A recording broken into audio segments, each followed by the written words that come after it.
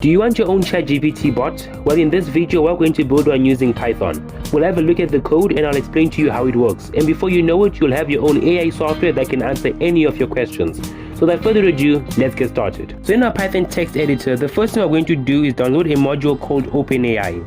So in your terminal, type pip install OpenAI, or you can also type pip install upgrade OpenAI if you already have it installed. Once it's installed, the first thing we're going to do is import the OpenAI library into our program.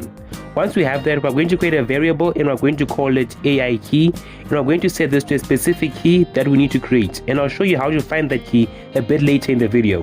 For now, let's continue building this chatbot. Next, we're going to create a while loop and we're going to continuously ask questions. So we're going to say while true, and in this function we're going to create a variable and we're going to call it model engine, and we're going to set it equal to text DaVinci 003. Now, text DaVinci 003 is a deep learning module that uses neural network to generate text. Now, this module has been trained on a large database of text, which it uses to generate a response to given prompts. In more simpler terms, using text DaVinci 003 means that the response generated will be of very high quality, and it will often be difficult to distinguish it from text written by a human, so it's pretty good. Next, we're going to create another variable and we're going to call it prompt, and we're going to set it equal to input, and in here we're going to prompt the user to enter in a question. I'm going to keep it simple and ask enter a new prompt. Then we're going to create an if statement. Now, this if statement is going to go like this: if exit in prompt or quit in prompt, break. Now, what this does is that it checks what the user has entered. If the user entered exit or quit, then Python will terminate the program. From here, we're going to create the heart of the game. This part will be responsible for generating our responses. I'm going to leave this part in the description of this video where you can go ahead and paste it in your program, but I'm going to explain how it works. The first thing we have is a variable called completion, and we have it set equal to OpenAI completion create and an open parentheses. Next, we have a variable called engine, and we have it set equal to model engine. Now, this model engine is a parameter that specifies which OpenAI language model to use for generating the response. In this case, model engine is being passed in as a value which is set to text DaVinci 003 earlier in the code, which means that the program will use text DaVinci 003 module to generate the response. Next, we created another variable and we called it prompt, and we set it equal to prompt. Now, this will check the input that was entered earlier in the code.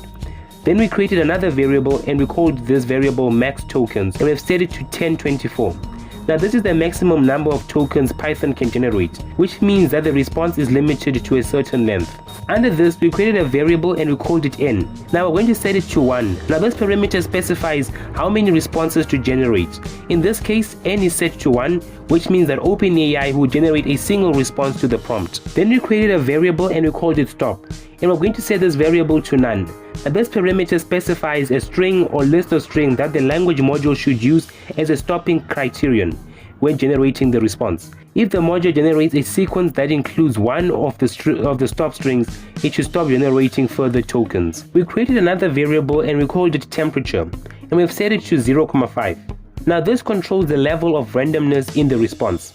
A higher temperature will result in a more random and creative response, while a low temperature will result in a more conservative and predictable response. In this case, temperature is set to 0.5, which is a moderate value that will result in responses that are somewhat creative but still relatively coherent. We're going to create a variable and we're going to call it response, and we're going to set it equal to completion choice, and in square brackets we're going to add 0 and text. Now, what this line does is it extracts text from the generated response from the OpenAI completion create method, returns a completion object which contains a list of choice objects representing the different possible responses that the language model could generate. In this case, we're assuming that the OpenAI API is only generating one response, so we can simply take the first choice object in the list using the square brackets. Then we can access the text attribute of choice object to get the actual text from the generated response. The text is stored in this response variable, which can be used later in the code. Then finally, we're going to add a print statement, and in this print statement we're going to store the response variable.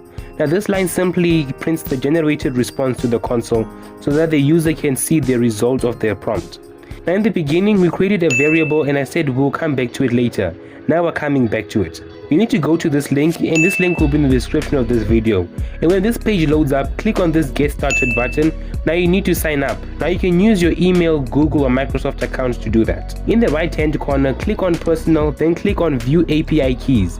Now click on Create New Secret Key, and then copy the secret key and paste it into your program. Now let's run the program. Now it's going to ask me to enter in a prompt. I'm going to ask it to tell me a joke, and when I hit enter, it's going to start generating a joke. Okay, the joke is pretty funny, although I've heard it before. Now you can use it just like you would use ChatGPT, and that brings us to the end of this video. If you enjoyed or found this video helpful in any way, shape or form, then consider leaving a like and subscribing. Turn on post notifications to be the first to know when I publish a new video. Also, if you have any constructive criticism or any questions or anything, comment them down below. And until next time, thanks for watching. Peace!